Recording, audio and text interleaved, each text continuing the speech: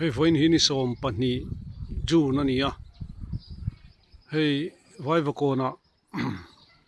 COVID-19 duty in anzu kala chumi pa chuan hei hun thar lei tlan niam makha ache chhozel ani ti ania vai hei kan han ena hei helai hianin vai vakona tanga hun thar pan na hei helai hi aron che chho ta zel maya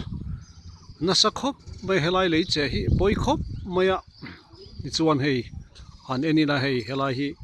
vai vakona tanga hun tharon pan thlak na kalai kong poimo em mai khania aizol khopui chung mi tena phun chong an pan na kong poimo ber mai khani hei tuna hian a che a so lai son so lungten han rema so han enul lungrem te po so di son aron chetel vek to maya ti suan hei helai abula building te poi hei luangam lovin tiang hian omania poi khop mai ke chak building te po khi tiang khian hemi building hring le building rong hnoi lo te po khi a hlom deuh tia soi ania ti chuan hei han eni la helai te hei ta niama ting chuan hei he lampang chan mari west lampang te po hian kal ngai na he lampang a chuan om lova ti chuan hei helai hi UPC biakin la ero hi chu ala chetel ve lo lau mai hei va nei khop mai a nei UPC hun thar ko san NEI biakin ro hi chu la him sam ani hi vel hi nia hei ruate hi sur don chau mai sia hei han enila tiang hian hei luatlak lovin luangam lovin ti hian hei kong hei helai te hei khiriak ruak mai ni hei a khina sakhop mai hei tiang hian khiriak ruak mai ni hei pui tak ani pui tak motor kal theilo eng motor ma hi tla hian kal han phal lo ani hei helai metal rod te poi hei khiriak ruak mai hei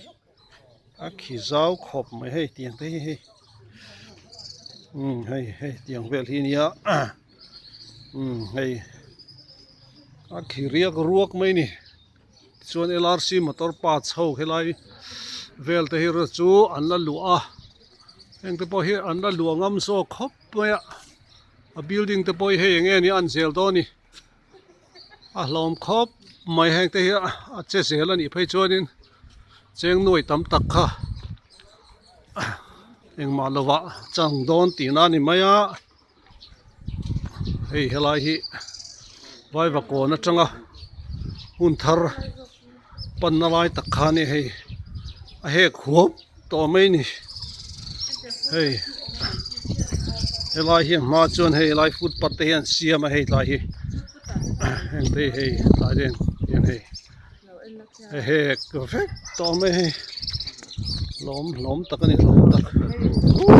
ta tang khon ko aron che chho zel ani hi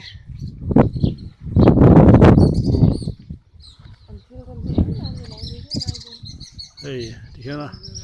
a chak chia hi building nal em bai hi eng ma lowa chang ringot mai hei tuna hian thiat me ka disaster lamin ting vel chu ni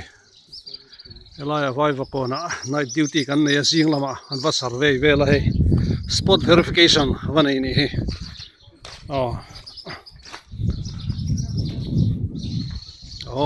ka kha helai special report an nei thei chu ni